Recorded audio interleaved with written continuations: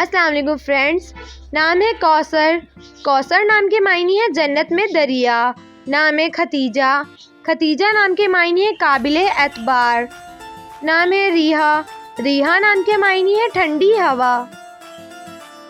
नाम है महर। महर नाम के मायने है एहसानमंद। नाम है माहीन। माहीन नाम के मायने है चांद जैसी। नाम है आमिया। आमिया नाम के मायने है फ़ख्र। नाम है अफाना।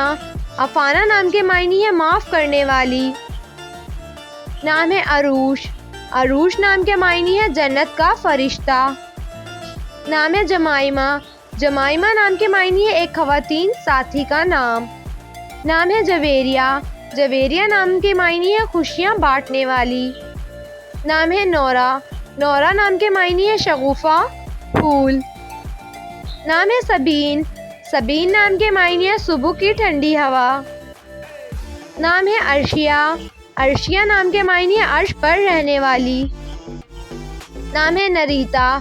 नरीता नाम के मायने है समुंदर की शहजादी। नाम है सलवा। सलवा नाम के मायने है दिलजोई करना। नाम है सदफ।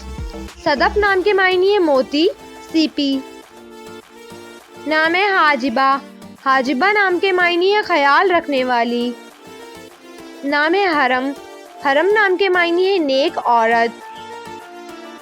नाम है हसीमा। हसीमा नाम के मायने है इज्जत वाली। नाम है हिबाशिया।